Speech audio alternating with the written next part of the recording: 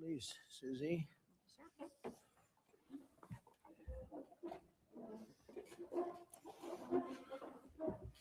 No place like the White House. Do we agree? Agreed. Right, Mr. Kraft? No place like the White House. Thank you very much for being here. Appreciate it. And we'll maybe discuss a couple of general topics. This is a board meeting for the Trump Kennedy Center, but we'll go into a couple of other things that we have the media present. It's always present, unfortunately, constantly. And I'll say a few words about what's happening in the Middle East. And if you have a couple of questions, we'll do that, and then we'll get on with our board meeting. So thank you very much for being here. We have a wonderful group of very, very smart, talented patriots at this table. Our powerful military campaign to end the threats posed by the Iranian regime continued in full force over the past few days. They have been literally obliterated. The Air Force is gone. The Navy is gone. Many, many ships have been sunk. They're warfighting ships, but I guess they didn't know how to use them. And anti-aircraft is decimated. Their radar is gone, and their leaders are gone. Other than that, they're doing quite well. They've been a terror for 47 years. And now, I guess, the world, through the United States, with the help of Israel, is doing what should have been done many years ago. Should have been done many years ago. Since the beginning of the conflict, we've struck more than 7,000 targets across Iran. And these have been mostly commercial and military targets. We've achieved a 90% reduction in their ballistic missile launches and a 95% reduction in drone attacks. The missiles are trickling in now at very low levels because they don't have too many missiles left. We've also attacked the manufacturing plants, where the places where they manufacture the missiles and the drones. And that's going on today. We just hit 3 of them today. It's getting very hard for them to manufacture. More than 100 Iranian naval vessels have been sunk or destroyed over the last week and a half. That has to be some kind of a record. Additional strikes continue to launch from all directions every single hour. And as you know, we attacked Carg Island and knocked it literally, destroyed everything on the island except for the area where the oil is. I call it the pipes. We left the pipes. We didn't want to do that, but that we will do that. We can do that on 5 minutes notice. It'll be over. But for purposes of someday rebuilding that country, I guess we did the right thing. But it may not stay that way.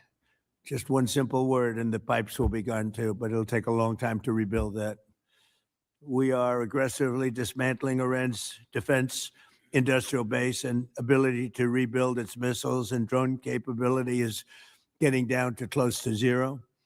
And we're hammering their capacity to threaten commercial shipping in the Strait of Hormuz, with more than 30 mine-laying ships destroyed. We hit, to the best of our knowledge, all of their mine-laying ships. Now they can put them on other types of ships, I guess, and drop them in. But we don't know that any have even been dropped in. We're not sure that any have been.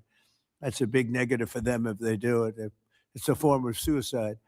But we don't know that they have dropped any in. But we've hit all 30 of their ships and destroyed them. They're all at the bottom of the sea. We strongly encourage other nations whose economies depend on the Strait far more than ours. You know, we get less than 1% of our oil from the Strait. And some countries get much more. Japan gets 95%. China gets 90%. Many of the Europeans get quite a bit. South Korea gets 35%. So we want them to come and help us with the Strait. We have it in very good shape. The countries, I said, we've already taken care of Iran, but now, because of the fact that literally a single terrorist can put something in the water or shoot something or shoot a missile, a small missile, and it's fairly close range because it is a tight area, and which is one of the reasons they've always used that as a weapon. Iran has always used that as an economic weapon, and it's not going to be able to be used very long. Numerous countries have told me they're on the way. Some are very enthusiastic about it, and some aren't. Some are countries that we've helped for many, many years. We've protected them from horrible outside sources, and they weren't that enthusiastic.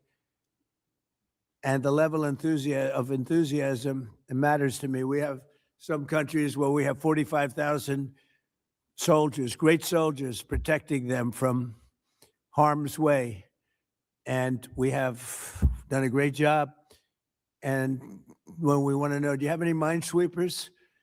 Well, would rather not get involved, sir. I said, you mean for 40 years we're protecting you and you don't want to get involved in something that is very minor? Very few shots going to be taken because they don't have many shots left. But they said, we'd rather not get involved. I just want the fake news media and everybody else to remember that was said, because I've been a big critic of all of the protecting of countries, because I know that we'll protect them. And if we ever needed help, they won't be there for us. I've just known that for a long period of time, just like I knew about the Strait, that it would be a weapon, which I predicted a long time ago, predicted all of this stuff. You guys were very generous in that. I predicted all of it. I predicted Osama bin Laden would knock out the World Trade Center. I made that prediction a year before he did it. I said, you better get him. He's a bad guy. I watched him be interviewed one time, and I said, that's a bad guy. You better get him. 1 year before, exactly. I wrote it in a book. You can even check. About a year before the World Trade Center then came down, President Clinton actually had a shot at him, and he didn't take it. Unfortunately, I'm not blaming him for that, but he didn't take it. And he ended up knocking down the World Trade Center, but I predicted that too. I predicted a lot of things. We strongly encourage other nations whose economies depend on the Strait for blood. I mean, these people literally need it. 95% of their energy or their oil comes out of the Strait, and they should be in here very happily helping us. And it's incredible. We have such great, we're number one in oil by double now. We drill, baby, drill. We're double any other nation, and it's going to be soon triple any other nation. And that doesn't include Venezuela, who's been great. By the way, the relationship with Venezuela has been fantastic. Millions, literally millions of barrels of oil are being taken out, and it's been a great help, and it's been to their great benefit. The president has done a really good job. We get along with him really well, but we've taken out millions of barrels of oil and brought to Houston and other places for to the refineries. We have refineries set up specifically for that, and it's been a great relationship, and more and more is happening. It's a tremendous oil source, and we're getting we're stepping it up very rapidly. The big companies are going in, and they will actually numbers in a pretty short period of time, numbers that they've never been able to do. We'll be doing. There's a lot of oil under that land. We strongly encourage the other nations to get involved with us and get involved quickly and with great enthusiasm. I have that from a number of them, and I'd like to say their names, but frankly, I don't know if they would want me to or not, because maybe they don't want to be targeted. But I say, wouldn't matter if you're targeted or not, because this is a paper tiger that we're dealing with now. It wasn't a paper tiger 2 weeks ago. It's a paper tiger now. So now we're going to get down to the reason. We'll take a couple of questions, and a moment, but we're going to get down to the reason we're here today. Actually, this was set up a long time ago. It's the Trump Kennedy Center. Over the past year, we've made incredible strides to restore the true purpose and prestige of this revered institution. Together, we're going to ensure it remains the finest performing arts facility of its kind anywhere in the world. And I don't know that it ever really reached that stage, but it will over a period of time. We're rebuilding it. It's in very, very bad condition. It's been it's been somewhat of a disaster, to be honest with you. It's been let go to hell. That's what they've done. They did a poor job. They spent money in the wrong places. They built some theaters underneath that nobody uses, little ones, tiny theaters that cost like $300 million. And the money was spent incorrectly, wrong. We're dealing with some networks on the possibility of renting those little theaters. Nobody's going to use them. They want the big halls. The halls are going to be incredible. They're in bad shape, but when they're completed, the bones are potentially something that could be unbelievable. So I want to, before we begin, I want to thank Rick Grinnell. He's been a friend of mine for a long time. He's been unbelievable. He was the ambassador, as you know, to Germany. There was no happier woman in the world than Angela Merkel. Angela. She called me, "Thank you, sir, thank you." Although she liked Rick a lot, there was nobody happier that he was no longer going to be the ambassador to Germany. He was difficult for them. He was not your typical ambassador. He was the opposite. He would do what was best for the United States, not for Germany. And I want to tell you, he did a great job. So good that I put him in charge of a thing called intelligence. And something he didn't really want to do, but he did it, and he did it incredibly well. There were a lot of leakers. He found out the leakers. And when he didn't find out who the leaker was in a certain area, he fired everybody. And he went into one room where there was leaks coming out. These are long-term problems that these various places have had. And he said, "Who's the one that leaked this?" And they wouldn't admit it, so he fired the whole room. And he did a good job, I'll tell you. He was very good. And during this transition period, I asked Rick if he would run it, because we wanted to see. And if you remember when we first took it over, I didn't do it with enthusiasm. I did it because somebody had to do it, had to turn it around, because it was failing. It would have closed, and physically it would have almost fallen down. It was in very bad shape. The steel columns outside, as an example, were meant to be covered. You know, exposed steel is unusual to have in building. What I do best in life is build. I build buildings really well and under budget and ahead of schedule. That's what I do. Unlike the Fed building, which is going to cost billions of dollars. It may never open. I mean, right now, we have a wonderful a wonderful new head of the Fed coming in. I don't know if he'll ever be able to occupy this complex. It was destroyed by Jerome Too Late Powell. I call him too late because he's always too late with interest. Should cut interest rates. He should cut them right now. They should have a special meeting. What's a better time to cut interest rates than now? A third grade student would know that. But that's a terrible thing. But what I do is build. I build great stuff. And what we're going to do is, right outside. In fact, if you look behind me, see the nice gold curtains? If you want to look into a nice foundation and you want to see a lot of work, very deep, very, very deep for specific reasons, we have a magnificent ballroom being built, because this is the biggest room and it holds like 98 people for dinner. But behind me, you're going to have a ballroom that this building and the people occupying it, in particular, every president for 150 years has clamored for a ballroom, a large, beautiful room. This is a cocktail room.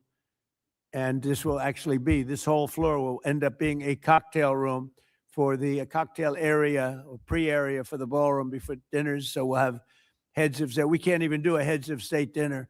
Usually what they do is they would do them on the lawn with a tent. but when it rains, the lawn is very low. And you know the land in Washington, it was built on swampy wetland. And when it rains and you have the king of Saudi Arabia, we have as an example the king of the UK, I would say king of England, who's a great guy. He's coming in very soon. And when it rains, you know what happened? The rain would go over their feet. It would be about 4 or 5 inches over their shoes. This was not good. So, and it rained a lot. So we're building finally, because I do that. And by the way, no taxpayer money. I want to put that zero. It's going to be, it's on time, on budget. It'll be under budget. Literally, we're having it under budget, other than we've upgraded it in terms of the marbles we're using. We're using onyx and stones that are incredible. But it'll be something really spectacular. I'm looking at Mr. Steve Wynn, who's over there. He built a spectacular building, and he knows Trump builds a spectacular building. I build better buildings than him. I don't care what he said. But Steve is over here, and he really, with his incredible wife, Andrea. And thank you both for being here. Andre is on the board, and Steve is so in love with his wife, he asked whether or not he could come. And I can say the same thing for the great Bob Kraft. He's got a wife that's so wonderful. He said, do you think I could come? She didn't have to accept that, you know. She could have said no. But Bob said, I would like to come. So, Bob, we will not let you vote, although his vote would be a good vote. He will vote for the proper thing. But it's good to have you both here. These are two great couples that know a lot about the things I'm talking about, like fixing, whether it's building a stadium or building a building. We know they know how to do it. So thank you, Steve, very much. But we've made incredible strides over the past year. If you remember, I said I want to run it for a year just to see, because the place is falling down. It's horrible. Air conditioning, heating is going to be ripped out in its entirety, and it needs new. It's old. It's, how many years is it, Rick? What's the total? 50, almost, yeah, over 50. And we have 50-year-old air conditioning, more than that, actually. And it's in bad shape. Everything's in bad shape. It's got to be redone. So I said, let's run it for a year just to see how it works. It's better than, you can't just go into something and try and figure it out. And we figured it out over the year. And you have to close it, putting new marbles in, beautiful, beautiful marbles. When you do marbles, you can't have people walking over the marble every night as it's drying and setting and going to a play. So we thought the best way, I mean, what I know best in the world is construction. The best way to do it is close it, do it properly, and reopen it, have a grand reopening. And when it's finished, it's going to be far better than it was when it was originally built. When it was originally built, it was good. It has one thing that's very good. It has great sound. I think there's a lot of luck in sound. You have some of the big opera houses. I don't want to get involved with saying which one, but in New York, as an example, where the acoustics were never good, and they've ripped it apart 4 times and rebuilt it, and it was never good. The good thing about the Kennedy Center, the acoustics are good, and they'll only be enhanced based on what we're doing. A lot of it has to do with the stones and the stones you use, the marbles you use, et cetera. Over the past year, we've made incredible strides to restore the true purpose and prestige that this building will soon gain, I think, at a higher level than it had before. Together, we're going to ensure it remains the finest and will become the finest performing arts facility anywhere in the world. It's got the location, and it will have the building. It's got good bones. It's got good structure.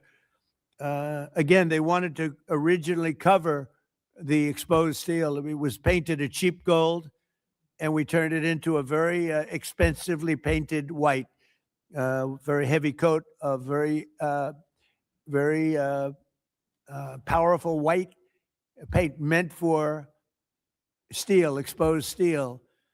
A very different kind of paint, but it's almost like putting a stone over the top of it. And the color is white, shiny white, and it looks, a lot of people have commented, it looks so much better. Before they had the steel painted gold, and the gold was very cheap. There's actually never been a paint that's made that will look like gold. Steve will tell you that. You either gold leaf it or use real gold bullion, or you use a different color, Steve. Nobody's ever been able to make a gold paint that looks real. Little minor thing for the media. I'm sure you're thrilled with hearing that. But there's never been a paint. I said, someday I'm going to discover a paint where you don't have to actually use gold leaf. Gold leaf is a very, very big and expensive process, but it's a beautiful thing, but not when you use paint. So we got rid of the gold columns, which looked always terrible. They look cheap and they look fake. Very much like the media, actually. And we took the columns and we painted them white. Before we painted them, Matt, very importantly, we structuralized them. We replaced a bad steel that was very badly rusting. I mean, these are columns that are holding up a building. And we had to replace areas of columns that were actually rusted out because it was in very bad shape. It's not even describable how bad this building was, both inside and out. I want to thank Rick Grinnell, but you really did a great job, Rick, on this, and we appreciate it. I'm looking for your next venture, because he really was, there was a story he got fired. He didn't get fired. He was here for a short period of time, for a year, figuring it out with Matt and everybody else. And Matt now is going to take over, and he's a pro at construction, great at construction. And I think Matt would like to run the facility too. He's fallen in love with it. And I think he'd do a good job. But if I don't think he will do a good job, I'll say, Matt, you're fired. I'm getting somebody else. So you're under no pressure, Matt, okay? It's like Bob Kraft. If a football player doesn't perform well, typically you will fire him immediately, Bob. Do you ever let them stay around for 4 or 5 years if they're bad? Not too many times, right? So anyway, I learned from him. So I want to thank also Attorney General Pam Bondi, who's been fantastic. I don't know, is Pam here someplace? Oh, hello, Pam. Good. She's been great. And the Speaker of the House, he's got the easiest job of anybody in government. He's got a majority of 2. I don't like to say 1 because it varies, but between 1, 2, and 3. And I think you're the only man that's ever lived that's able to be very happy about it. In fact, when we get up to 3, every once in a while we get up to 3. Actually, for a period of time, we had it up to 4, and then we had a death. And death is very bad when you're the Speaker and you have a majority of 2 or 3. But we had a death, and then we had another death, and we had some things, and but we're looking very strong. We had one man who was very ill. It looked like he wasn't going to make it. I don't know. I won't mention his name. Should I? Do other people know his name? Do you want to mention it? He'll be proud. Go ahead. Tell him the story. Okay. Well, thank you, Mr. President. Congressman Neil Dunn of Florida had some real health challenges, and it was very serious, and had a pretty grim diagnosis. And I mentioned it to the president. I said, Congressman Dunn is a real champion and a patriot because he's still coming to work. And if others got this diagnosis, they would be apt to go home and retire. And what was the diagnosis? It was, I think it was a terminal diagnosis. He would be dead by June. Okay, that wasn't public, but yeah, okay. That's it was grim. That's what I was going to say. I don't think with a heart problem, by the way. This was a heart problem. So the long story short, the president called him to encourage him and thank him, and they had a conversation. And the president mentioned in the course of the conversation, you know how to get my doctors involved, and they did. And within a number of hours, they took him to Walter Reed Emergency Surgery. The man has a new lease on life. He acts like he's 30 years younger, and he walked into the conference meeting, and we thought we'd seen a ghost. And I spoke with him over the weekend, and he's encouraged and thankful, and he thanks the president for his leadership and intervention. And thank you. He actually called Mike called me, and he said, "Sir, we're up by 3, but we're going to lose 1 by June." I said, "Who?" "Neil Dunn. He's a great congressman, incredible." He called to say that he was terminal, really bad heart. There's nothing they can do. I said, "That's bad." Number 1, it was bad because I liked him. Number 2, it was bad because I needed his vote. But he really said, "Mike, I'm going to last this out for the president and you. And however long I live," I mean, it looks like June is the time, but however long I live, I'm going to I'm going to be voting for you. I mean, how many people are going to say that? Most of them are going to say, Mike, I'm retiring immediately. That's the end. He's an extraordinary But man. he didn't do that. It was really impressive. And then I realized I have doctors in the White House. The White House doctors are incredible. And they've helped me with other people. They're helping me with people right now. People that are very sick are like they're miracle workers. And I said, I have to call them. And I called the two doctors. They're both great. And they immediately went over to see the congressman. And he was on the operating table like 2 hours later. Yeah. And it was a long operation. They gave him more stents and more everything that you could have. I think he's got everything that you could possibly have. And they called up. They said, sir, I think he'll be fine. I said, you got to be kidding. He said, I think he'll be fine. And Mike was telling me the story that the other day he came into a meeting for the first time in a long while. Go ahead.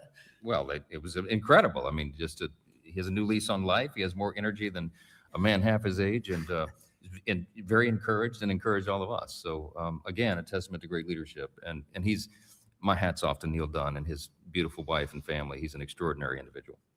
And just, because I don't want to have a terrible story about this, I did it for him first and for the vote second. But it was a close second, actually. But I did it for the vote second. All right. I want to also introduce Susie Wiles, who's fantastic. She's our chief of staff. And she's an amazing person, an amazing fighter. And she announced a minor difficulty, which will be in good shape he'll be around for a long time. She had a diagnosis. You probably saw it. And she's going to take care of it immediately as opposed to waiting. She said, let's do it now. I said, do it immediately. Because with that particular ailment, the faster the better. That's the only thing I know about it. The faster the better. She's going to do it immediately. So she just started, actually. And she's going to be in great shape. The prognosis there is excellent, beyond excellent. So, Thank you, sir. but who needs it, right? That's right. Who needs it? So before we took over, just a year ago, this wonderful place was literally on the verge of collapse, both from a financial standpoint, maybe more from a financial standpoint, but also from a physical standpoint. Necessary maintenance has been ignored. The programming was very woke and out of touch with reality. And we had an orchestra that lost like $18 million a year, and they subsidized it every year. So what kind of an orchestra loses 18? And I'm being nice when I say 18, it was much more. And I started looking at the programming.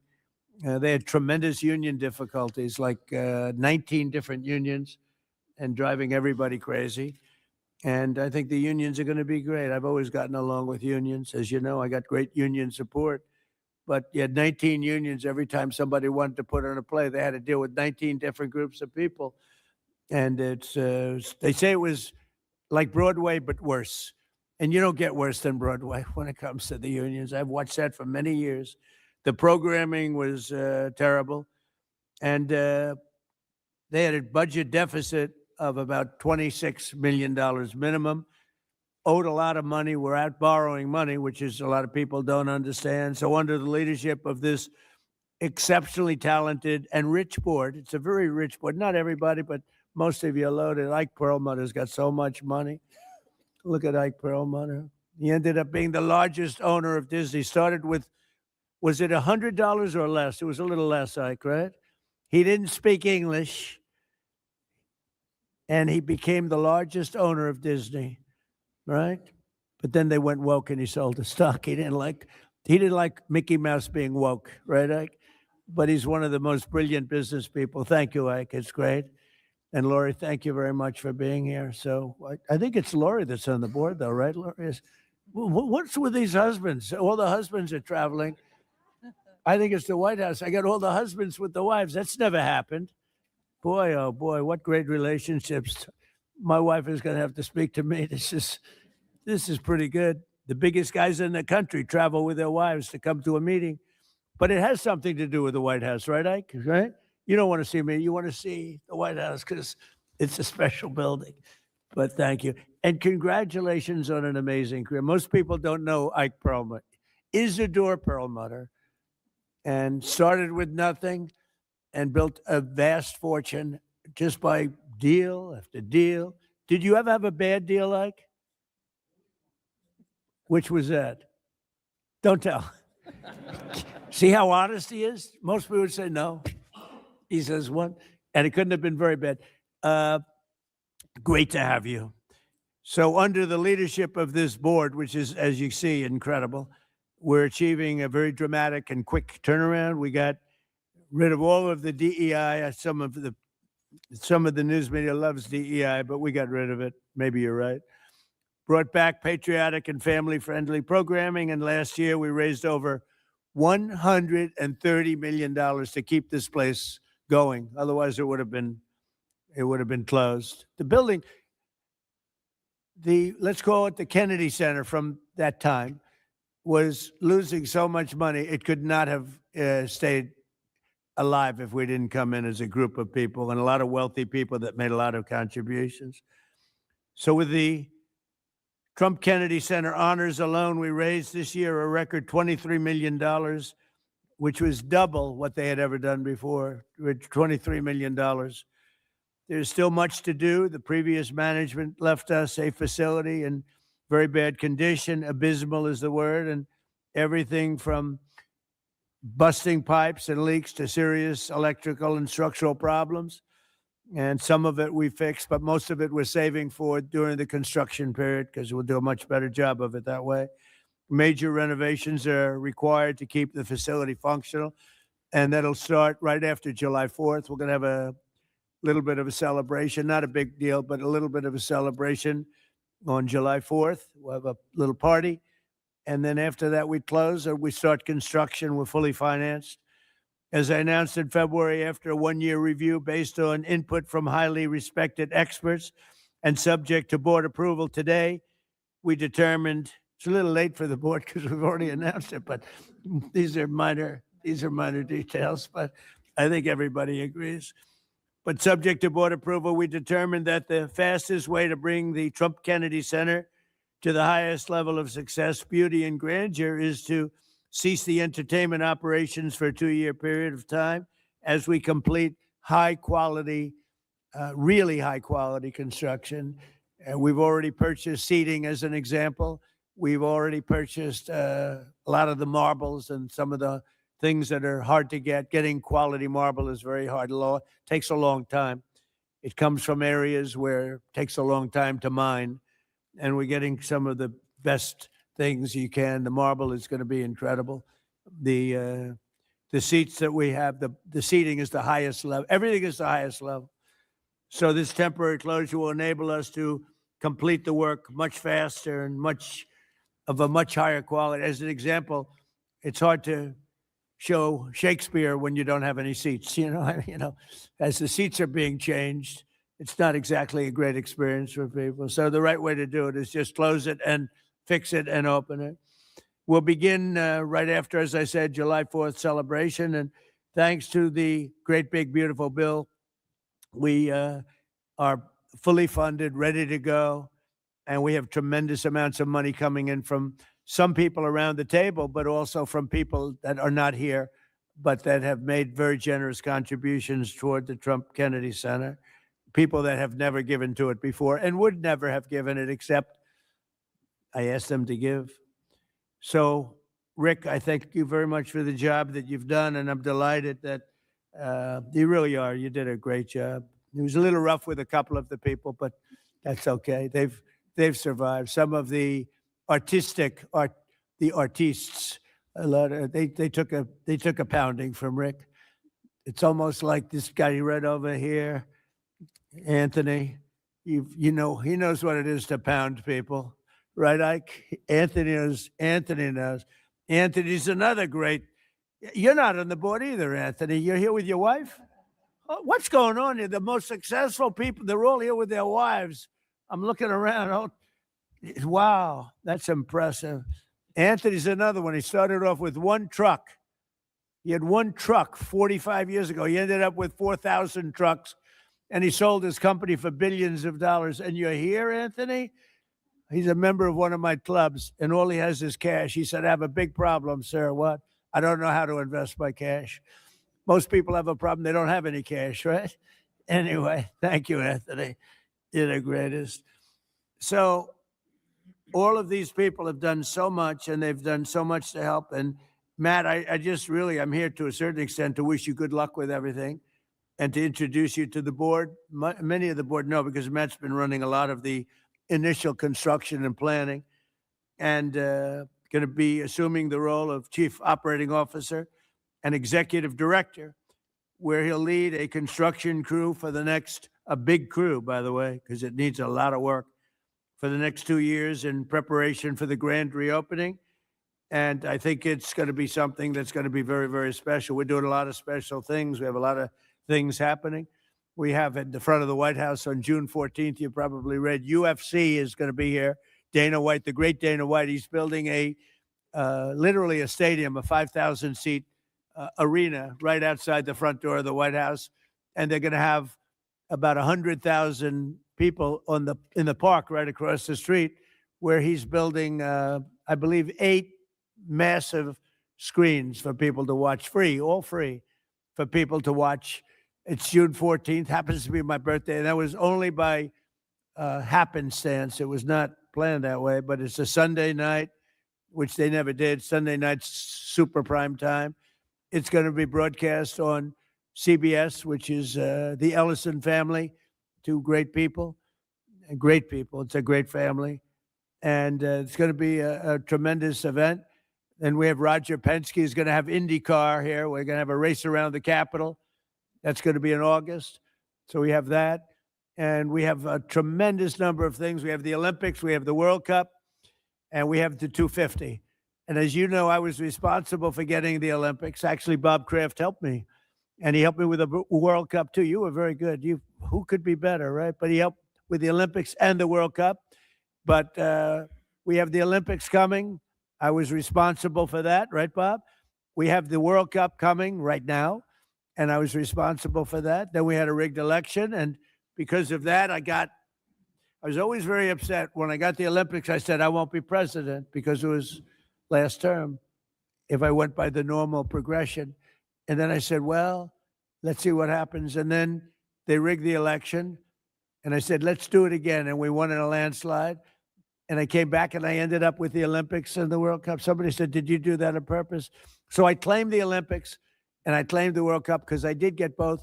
And then I tried to claim 250-year celebration. I said, I got that. They said, no, you didn't. That one you didn't get. They're giving me no credit for that one, Mr. Speaker. I couldn't. So I gave up on that one quickly. That wasn't working.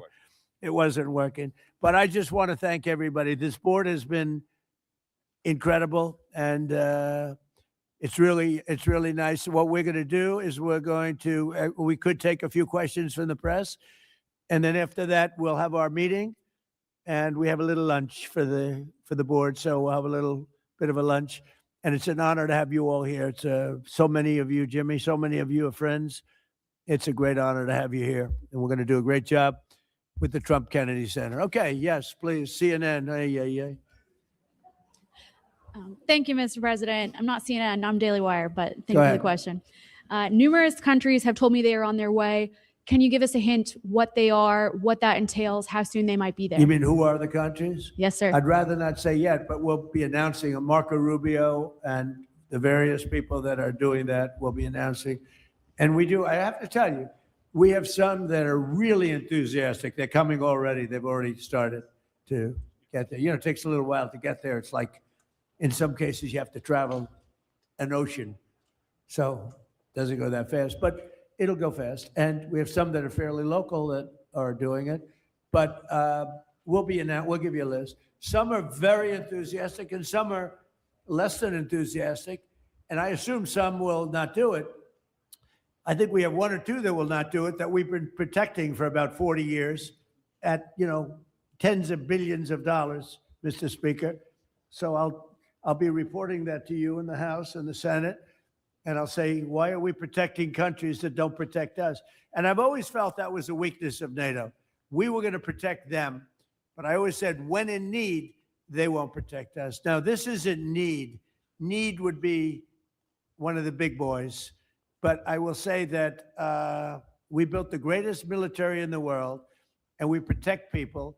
And if we need their mine boats, or if we need anything, any piece of apparatus that they may have because of a situation that they have, they should be jumping to help us, because we've helped them for years stay out of wars. Yeah, please.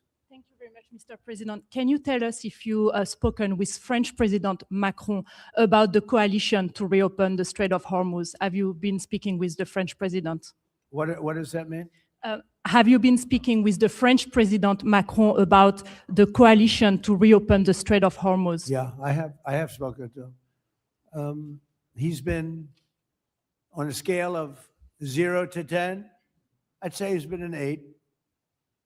Not perfect, but it's France. Are you We don't expect perfect. Are you confident that France will help with the reopening of Strait of Hormuz? Yeah, I mean, sure. I think he's gonna help. I mean, I'll let you know. I spoke to him yesterday. I don't do a hard sell on them, because my attitude is we don't need anybody. We're the strongest nation in the world. We have the strongest military by far in the world. We don't need them. But it's interesting. I'm almost doing it in some cases, not because we need them, but because I want to find out how they react. Because I've been saying for years that if we ever did need them, they won't be there. Not all of them, but they won't be there. I was very surprised with the United Kingdom, because the United Kingdom, 2 weeks ago, I said, why don't you send some ships over? And he really didn't want to do it. I said, you don't want to do it. We've been with you. You're our oldest ally. And we spend a lot of money on, NATO and all of these things to protect you. I mean, we're protecting them. We're working with them on Ukraine. Ukraine's thousands of miles away, separated by a vast ocean. We don't have to do that, but we did it. Well, Biden did it. I mean, I have to be honest with you. Biden got taken to the cleaners. But we worked with them in Ukraine. We don't need to work with them in Ukraine. And then they tell us that we have a mine ship around, and they don't want to do it. I think it's terrible. No, I was very surprised. I told him, we requested 2 aircraft carriers, which they had, and he didn't really want to do it. And then right after the war essentially ended, meaning they were obliterated, he said, I would like to send the aircraft carriers. I said, I don't need them after the war has ended and won. I need it before the war. So I was very upset not upset, I was not happy with the UK. I think they'll be involved, yeah, maybe. But they should be involved enthusiastically. We've been protecting these countries for years with NATO, because NATO is us. You can ask Putin. Putin fears us. He has no fear of Europe whatsoever. He fears the United States of America and the military that was built by me in the first term. Yeah. President, you mentioned the significant amount of oil that China derives from the Middle East. What is the status of your conversation with President Xi in terms of getting China to cooperate, in terms of making the Strait of Hormuz safe for those oil tankers? Yeah. So China is a great example. They get 91% of their oil from the Hormuz Straits, which we protected for years. And it always bothered me that we have these countries. Japan gets 95% of its from the Straits, the Hormuz Straits. And it always bothered me that we're protecting and we don't need them. We didn't need them before we started dig we must. Dig me must. That's the Trump policy of lots of oil. And we didn't use them very much. It used to be at 10%. Now it's at almost 0. We don't need, we don't need oil. We have all the oil we need for ourselves. It's one of the great assets that we have. We have more than double what anybody else in terms of oil production. We're at more than double any other country. So we don't need it, but we did it. It's almost, you could say we did it out of habit, which is not a good thing to do. But we did it because we have some good allies there. We have some great Middle Eastern countries there, Israel there. So we did it for a lot of reasons. But it always amazed me that we did it. We never asked for reimbursement. And it was really there to serve other countries, not us. And by the way, we have the Sugar King, the same story. Look at that. Alfie Van Hoel. Alfie, thank you both very much. Huh? That's Pepe here. Pepe. Hi, Pepe. How are you? How are you? Is Alfie in the backstage? Huh? Is he sitting back there waiting for you? No? You doing all right? Pepe is a great friend of all of ours, I think, in the room. Tremendous. And we appreciate you being here. Great to have you. Thank you. Mr. President, honored. It's great. Both of you. Thank you very much. So go ahead, please. Mr. President, you've said that Iran does want to make a deal. Now, into the third week of this bombing campaign, what would that deal look like? What are the ask that you're making of the They government? want to make of a Iran? deal. They're talking to our people. I don't know if they say that to you. Maybe they do. Maybe they don't. Don't forget, they are a country that for years, I didn't know this until recently, they're a country based on disinformation. And now they're using disinformation plus AI. And that's a terrible situation. That's a terrible situation. They showed all sorts of things happening in the last 2 weeks that never happened, between their kamikaze boats that don't exist, between blowing up the aircraft carrier, one of the great ships in the world, the Abraham Lincoln, on fire. They showed it on fire. I called the general. I said, General, what's with the Abraham Lincoln? It looks like it's burning down. No, it's not burning down. Not a bullet was ever fired at it, sir. They know better. I said, this is my first glimpse of AI and what they've done with it. They showed buildings in Tel Aviv burning to the ground, high rises burning. They showed buildings in Qatar. They showed buildings in Saudi Arabia burning, and they weren't burning. They weren't hit.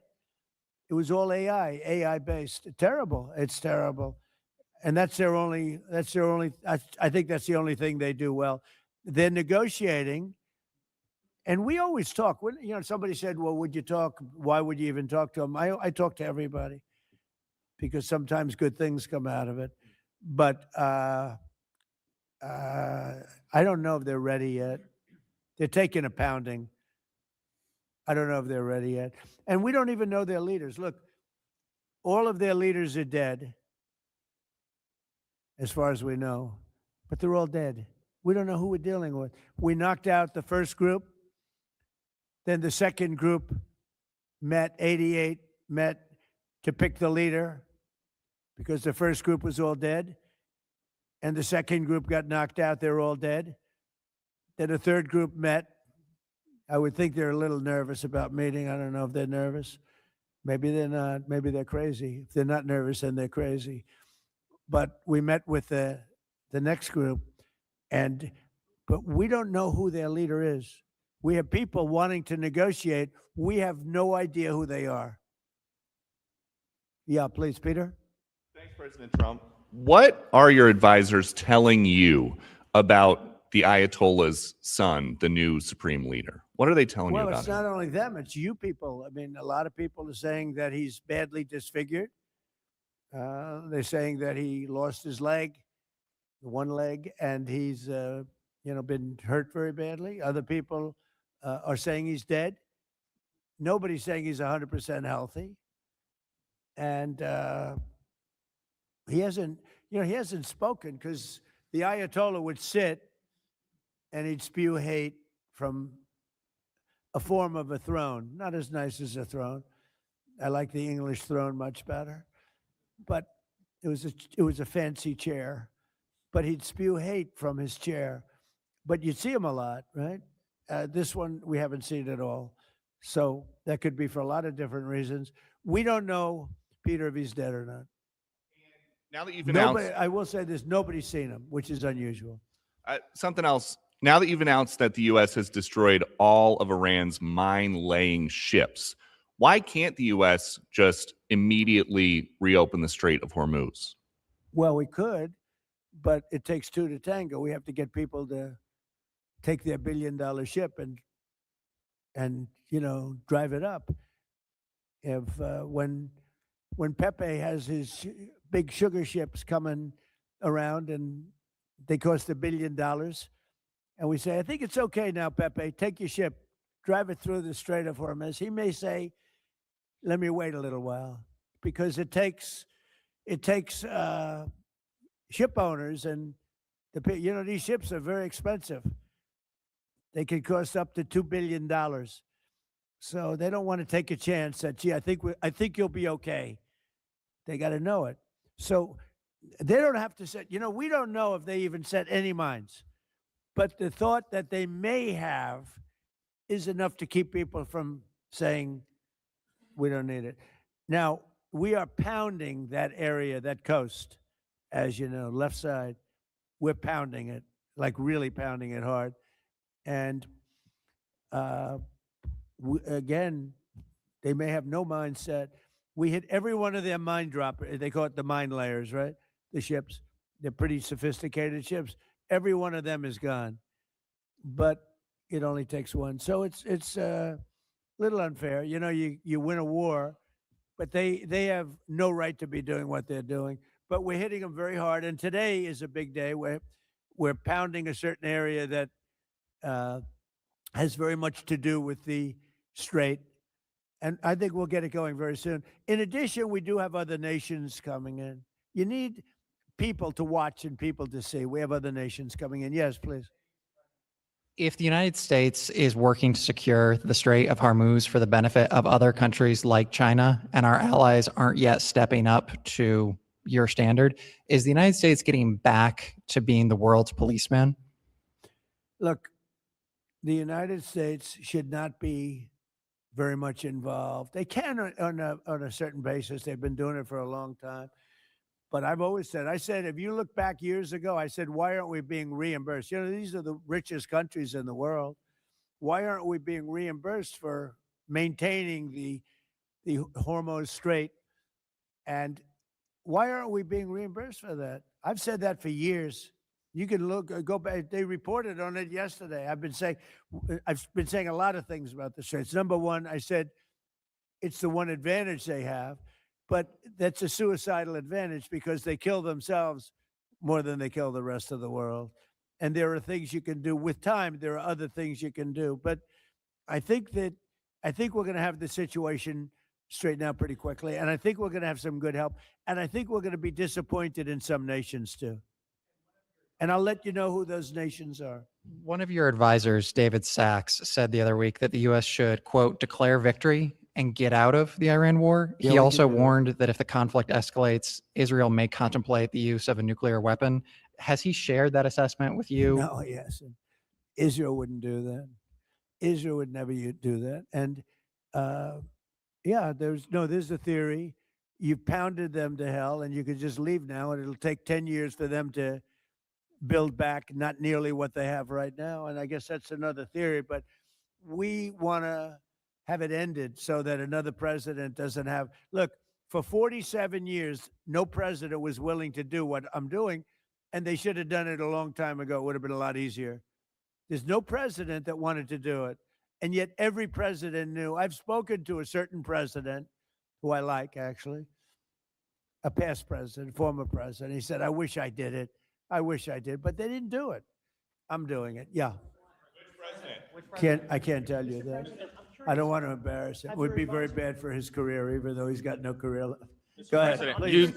you mentioned. How about the man right Thank you, sir. Mr. President, you mentioned that you're not entirely sure who you're dealing with, who the leadership is in Iran. Do you see a viable opposition movement still in that country following all of the protests that we had seen before the airstrikes and kind of an opposition movement that could become a viable leader in Iran? Well, the biggest problem, and we have brave people in this room, but the biggest problem that I see is that, they put out a warning, and we have the warning. We get everything they get.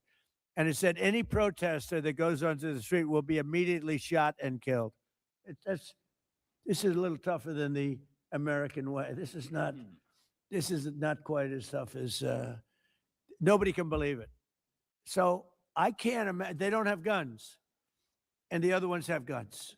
Highly sophisticated machine guns and AK-47s and other kinds of guns. And they did that with the women. So the women had 250,000, even 500 people protesting a year ago. And they shot women right through the middle of the forehead. with snipers. And they didn't have to do many. About 10 went down bleeding profusely, and 250 to 500,000 women went running in the other direction, because they can be brave, but they're not stupid, and they have no gun, and you have snipers in buildings specifically for this reason.